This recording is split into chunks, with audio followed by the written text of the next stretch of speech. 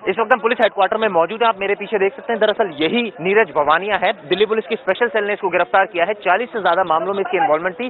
पिछले काफी समय से दिल्ली पुलिस की स्पेशल सेल इसको तलाश कर रही थी। ये बताया जाता है ये न केवल एक्सटॉर्शन बल्कि लैंड ग्रैबिंग, इसके अलावा कई मामलों में शामिल था। ये आप देख सकते हैं, जो ब्लैक कलर की ड्रेस में यही नीरज भवानिया है। आप देख सकते हैं मुस्कुरा रहा है और काफी समय से पुलिस को इसकी तलाश थी। कोई मतलब किसी तरह का अपराध हो गया नहीं? हाँ जी, कुछ नहीं है। आप नहीं जी, थोड़ा तौर पर यहाँ अभी मना कर रहे हैं नीरज भवानिया। पिछले काफी समय से दिल्ली पुलिस को इसकी तलाश हो रही थी और अब फाइनली दिल्ली पुलिस की स्पेशल सेल ने इसको गिरफ्तार कर लिया। और आप देख सकते हैं कि यहाँ काफी संख्या में मीडियाकर्मी मौजूद हैं और लगातार पुलिस इससे पूछताछ कर रही है। लैंड ग्रैबिंग से लेकर एक्सटॉर्शन से लेकर मर्डर से लेकर कई मामले दर्ज थे और इसमें जो कुख्यात बदमाश अमित बुरा को भगाने में भी इसका हाथ है। और आप देख सकते हैं अभी भी स्पेशल सेल के अधिकारी यहाँ इसको इसके बाद अदालत में पेश करेंगे और ट्रांजिट रिमांड लेंगे। अमित बुरा की भी ट्रांजिट रिमांड ली जाएगी ताकि इस पूरे मामले में और सच सामने आ सके। तो आपने ये इंटरव्यू देखा, दरअसल ये 2015 में अप्रैल के महीने में लिया गया था, जब दिल्ली पुलिस की स्पेशल सेल ने नीरज भवानिया को गिरफ्तार किया गया था। दोस्तों, तब से लेकर आज तक यानी 2025 हो गए, करीब 10 साल से नीरज भवानिया जेल में बंद है। उसके ऊपर 50 से ज्यादा मामले दर्ज हैं। यह कहा जाता है कि वो बम्बिया गैंग के लिए काम करता है, यानी लॉरेंस बिश्नोई के अगेंस्ट में। एक आपने फुटेज अभी देखा होगा, ये हाल ही में उसको 6 घंटे की कस्टडी पैरोल मिली थी। दरअसल वो अपनी बीवी का इलाज कराना चाहता है। उसकी बीवी को माइंड यानी दिमाग से संबंधित बीमारी है।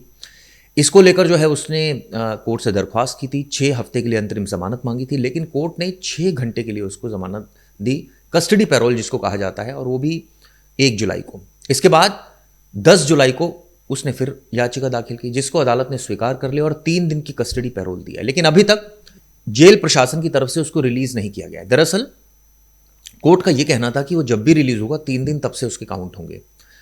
वो अपनी पत्नी का इलाज कराना चाहता है। शादीपुर इलाके में एक हॉस्पिटल है जहां पर उसकी पत्नी का ट्रीटमेंट चल रहा है। अब वो कोर्ट ने कहा है कि उसकी सुरक्षा का पूरा ध्यान रखा जाए।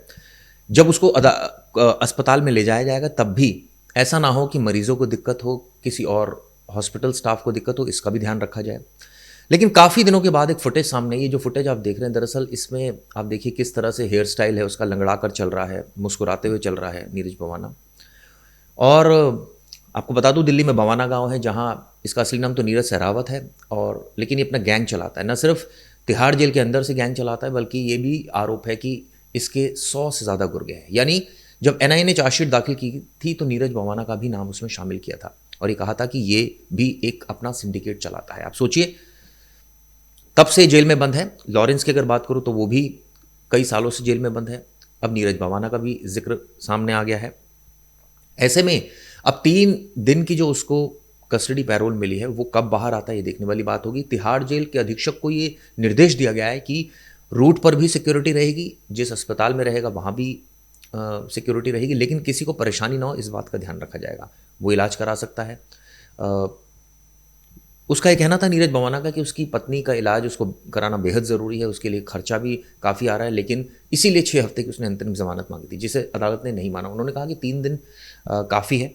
और जाहिर तौर पर ऐसे में सिक्योरिटी बहुत बड़ा कंसर्न है। आप देखिए, जब उसको पेश किया जा रहा था कितना लाव लश्कर के साथ उसको पेश किया गया। तो ये कहा जा सकता है कि इसको लेकर अभी भी जो पुलिस है, जेल प्रशासन है, वो काफ़ी अलर्ट मोड पर रहते हैं। अब देखना होगा ये कब बाहर आता है और कब इसकी जो कस्टडी पैरोल है वो शुरू होती है।